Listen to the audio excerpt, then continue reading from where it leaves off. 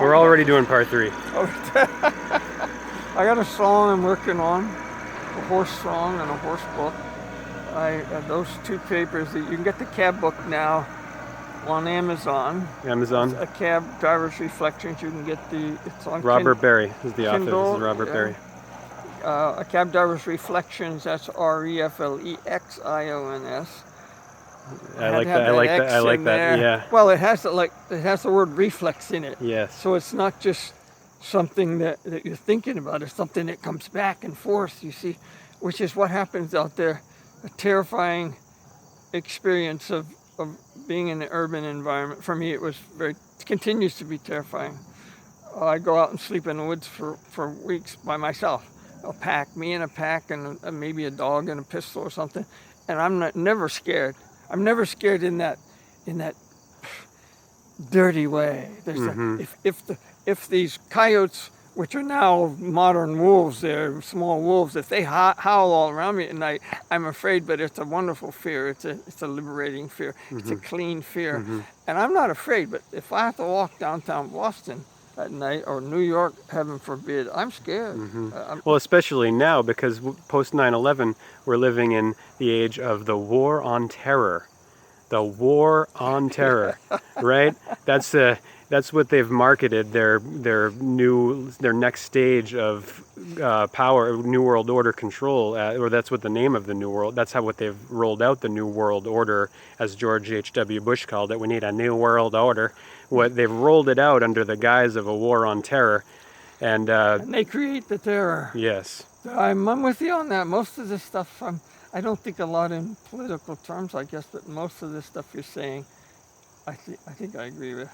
Well, yeah, I mean, I'm not coming from a place of, as I've made clear in all my other talks and videos, I'm not coming from a place of having a preset idea of I go for what's right and what's wrong. I don't go for what's left or what's right. Well, certainly, every time that there's terror quotes, they attack the Bill of Rights. Yes. And the first 10 amendments of the Constitution, the Bill of Rights. They'll attack them religiously because they are a threat to this power structure that is their whole lives. That's why they're so deadly and ruthless about it. It's all they have. You and I have nature.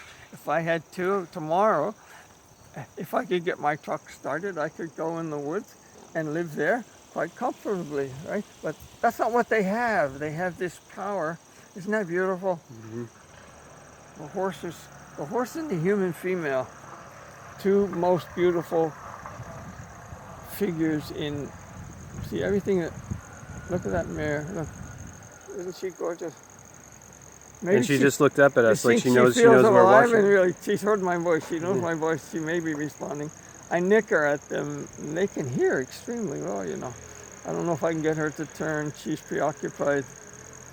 But yes, no, she's not. Yeah, but these ruling oligarchs who have waged war on all of humanity and on Mother Earth, and have brought this age we're in right now we're getting very close to them fulfilling their promise of complete global control, which is going to come through technology, they're going to use artificial intelligence. They're going to eliminate currency, hard cash and coins, and they're going to it's going to make it become all electronic. I see it daily where I work. I see what's happening. 9 out of 10 people now pay electronically. You can pretty much guess that everyone's going to pay. I use cash always as a way of voting against the plan of cashless society, because all it is further concentration of power and wealth in the hands of the few. And the annihilation of the middle class, which they're doing. Anybody who wants to look at this now, look at MAPLE, the Mass Association Against Predatory Lending, how they have systematically foreclosed the middle class through their fooling around with junk bonds on Wall Street. And they get themselves in $1.5 trillion worth of trouble, and we bail them out. And then they come up through a place, a really nice growing neighborhood like Roxbury, and they foreclose everybody with our own money. If you want to look into that one, there's a primary evil, and I can't get the courts to respond to that. The courts are not interested in the illegalities that are committed by the banks. And this is what I was talking about this morning, as far as I was talking about justice this morning. because we're going into the sign of Libra now at the equinox. And Libra, the symbol of justice is Libra, with the goddess holding the scales, the equilibrium. Equilibrium comes from Libra, balance, and that's the symbol of justice, of what's right and what's good, which is the balance. And of course, the feminine, female, the goddess holds the scales, and that's the sign of Libra, which is where we get library and liberty, Lady Liberty, and the courts right now, because this world is we're in tyranny. We're living under tyranny, under financial oligarchy, not democracy, not republic as it's supposed to be. The courts are not doing justice. They're doling out is they're dealing with from the bench, which is the bank etymologically in Latin. They're dealing with accounts and money, and they're playing a court game in a court like tennis. They're playing. It's a racket, like a tennis match. Well, but it's a deadly racket, because when they get themselves in trouble, they just call their buddies. I'm convinced they all sit down somewhere and laugh at us. And they need $1.5 trillion, which is small money. They just call somebody they know at the Fed, and they get the $1.5 trillion. They inflate our currency. So what we have doesn't go as far. It's a form of taxation, so we pay these people for all that tomfoolery that they do on Wall Street. We're paying, and they are enslaving with it. We have a vampiric upper class, this tiny minority, as they were called the 1% by the you got to remember Ernest Hemingway. When you thought, Ernest Hemingway, one of his friends and he were talking the way I get this anecdote. And they said that there's a big difference between the poor man and the rich man. And Hemingway said, yeah, one of them has money. That's it. And this is the danger, is that this is why we need a fluent society where people from poor can get rich by their own merit, right? And that's why we need entrepreneurship.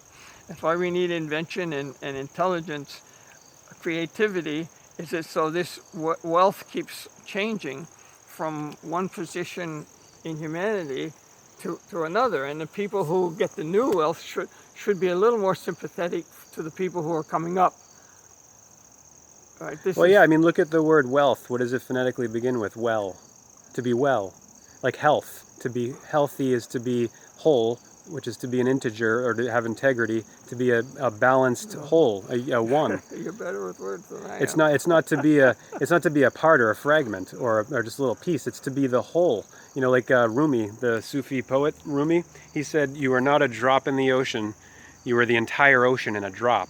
We're all trained to think we're just tiny, meaningless, happenstance drops and that there's no purpose for us being here. We're just kind of like God's fart or something, or just like a shit walking around. But in actuality, we're all here on purpose, and there's no way it couldn't be that way. My purpose is clear to me. It's communication. It's in this interaction. It's getting another worldview other than the dominant one we're being presented with through the mass media, through television, and through education out there. Getting not just anything either, not just any old worldview, but this kind of worldview as presented here by our conversation and what Bob is talking about. I mean, how do you say like the NBC News is not going to come and interview you, but I am, because I want to. They will. There is a TV station. Well, hopefully. A couple of them are talking about, and I don't really. But who cares? What I'm saying is they should be irrelevant. NBC, ABC, CBS, CNN, Fox. We got to make them irrelevant and make this the relevant, the independent. Well, but then again, we need money to build our own networks and stuff. There was something else in there. I was gonna. Oh, you're talking about purpose. Well, purpose comes again from the examination of reality in its simplest form. I want this stable here because it has beautiful horses in it, right? And you see beauty, which people don't. I don't understand why they don't. There's so much beauty around and they don't see it. The purpose for me would be, the book says it again, love and justice, seek love and justice. And then you will see beauty, or you will probably see beauty, and you will have a good idea what beauty is, and you will defend it. That will be your purpose. With what? With guns and money. Yes, and? Well, this is this is the vehicle. I don't. If anybody wants to try it, I don't. There's a lot of it I don't want to teach. As you see, my technique with it is not really good. But the older I get, the more of it I do. It's a power. The Bushido, whatever it is, these were men whose fathers were in the old school in Japan, and they decided who was the best swordsman by going out in the field somewhere with sharpened swords, and at least one of them died.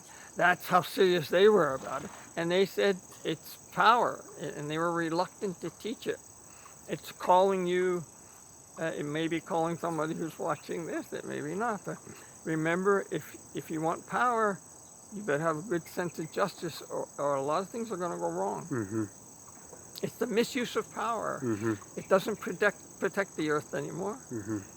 Right? Yeah, well, we were clearly the Creator entrusted us with the care of the earth, and we've betrayed that trust. That was a bad gamble, right? Whoever it was, I don't believe it. I don't know if there is a Creator. I know it's here. Yeah. And I know that nature has its own force, and nature probably created us, and that yes, we're at the top of the food chain, but we're not anything like that God you talk about. We can mess it all up. Mm-hmm. And right. We are. Yep, no question. On that note, we're going to conclude. It's a pleasure. I'm glad you came by. Thanks. We had a good time. Hallelujah. Right.